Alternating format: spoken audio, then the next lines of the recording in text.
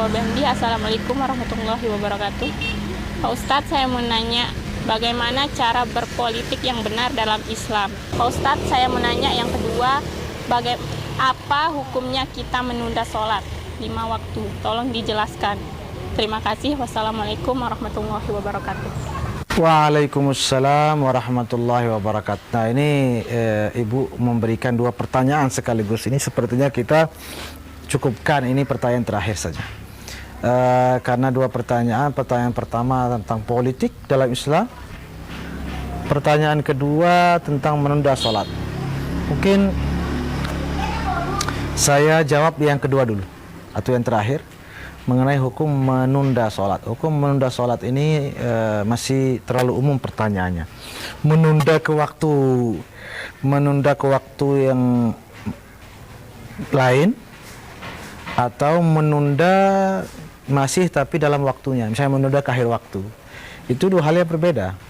Kalau menunda misalnya sholat zuhur, sembahyang zuhur, jarak maghrib, berjelas haram sekali itu. Ya,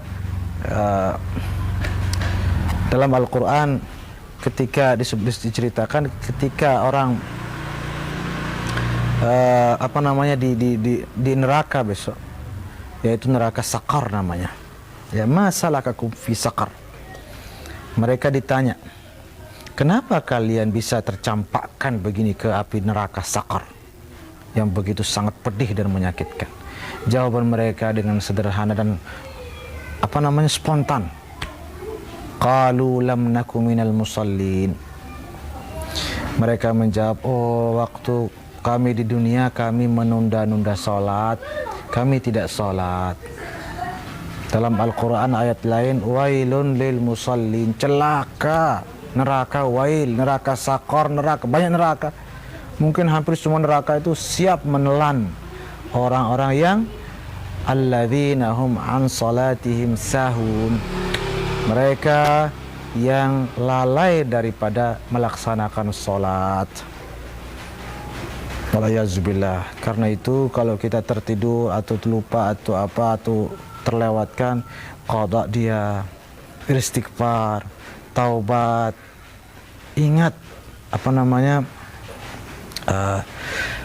kasih sayangnya diri sendiri sudah aneh. Ya, sama seperti kita makan, minum vitamin, olahraga. Kenapa? Kita nggak mau badan kita sakit. Ya, terus masa nggak mau perutnya nggak mau giginya misalnya ada karangnya, pun pacu sikat gigi. Terus tega lihat diri sendiri itu disiksa di api gitu, kan nggak masuk akal. Orang paling bodoh yang nggak sholat itu, yang menunda-nunda sholat. Karena masa dia tega lihat dirinya, masa dia rela dipanggang begitu saja. Harusnya dia cegah itu. Apalagi cara mencegahnya gampang, dengan berlari-lari kayak orang olahraga itu kan, dia untuk mencegah pegal-pegal lari-lari, dia beli mesin mahal untuk olahraga, beli macam dimakan, beli vitamin mahal. Sedangkan dari siksaan yang lebih pedih, yang lebih menyakitkan, cara mencegahannya cuma Allahu Akbar, wudu, ya Allah enak sekali. Makanya manusia ini aneh memang. Sholat jangan sekali-kali ditinggalkan. Tapi kalau ditunda di sini masih dalam waktunya, misalnya nanti sholat isya sekalian tahajud misalnya, sebelum menjelang subuh, itu Nabi sendiri pernah melakukannya dan tidak jarang melakukannya.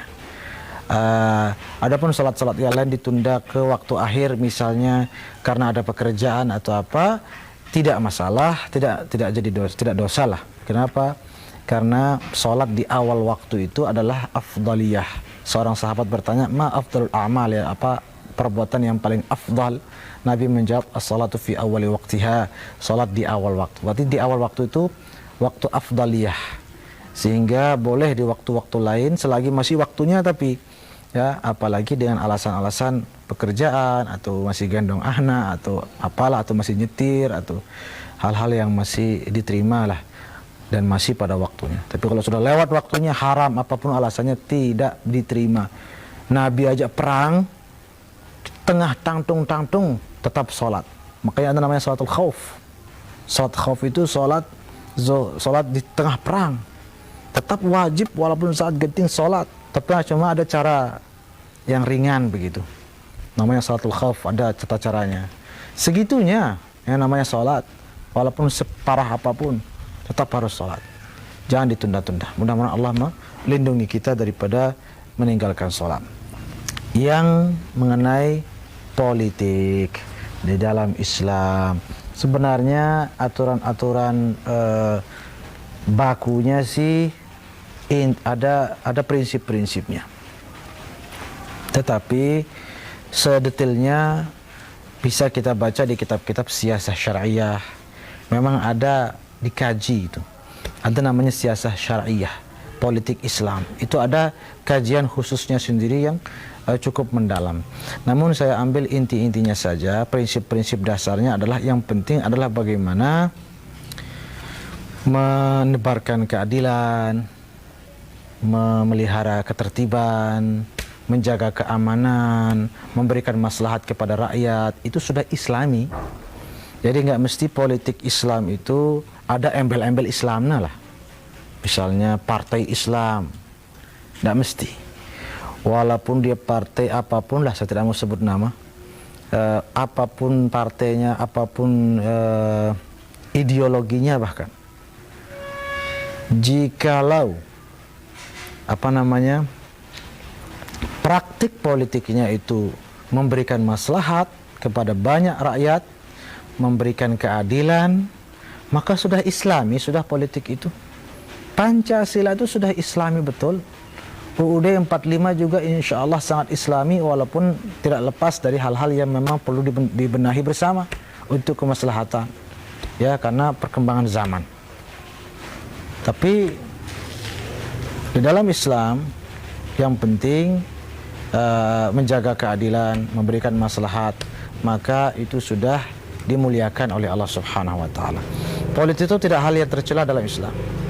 Ada yang mengatakan, "Bah, saya ini tasawuf. Tidak mau saya politik dunia doang itu." Jangan salah. Kalau kita buka kitab-kitab tasawuf saja, banyak yang menganjurkan untuk berpikir tentang politik. Ihya Ulumuddin saja sebagai kitab tasawuf paling bombastis sepanjang zaman. Ihya Ulumuddin karangan Imam Al-Ghazali lagi. Siapa yang meragukan kesufian beliau? Di dalam kitab beliau Magnum Opus beliau itu, beliau mengatakan al-faqih huwal alimu bi qanunis siyasah. Yang namanya ahli fikih adalah yang betul-betul ulama, adalah yang paham politik. Coba sampai begitu kata wali sufi itu. Yang paham politik. Kenapa? Karena politik ini adalah hubungan rakyat sesama dan rakyat dengan pemimpinnya. Kalau tidak paham, nanti kacau balau. Maka perlu dipelajari. Tidak mesti untuk bisa berpolitik, tapi paling tidak setidaknya bisa sebagai penasehat bagi para umaranya. Jadi memberikan masukan, memberikan peringatan, memberikan nasihat, memberikan petunjuk kepada mereka di pemerintah, di para politisi agar menjalankan sesuai dengan ajaran agama yang sebenarnya. Ya, makanya Rasulullah SAW, kalau kita buka sirah beliau, banyak sekali beliau memberikan pesan-pesan politik, ya, dari langkah-langkah beliau ketika di Mekah, ketika di Madinah, ketika berperang, ketika bersama orang Yahudi, ketika bersama orang Nasrani. Selalu beliau memberikan keadilan dan selalu beliau mengutamakan kemaslahatan untuk semuanya. Nah, itu sudah, maka politiknya sudah sesuai dengan ajaran Islam.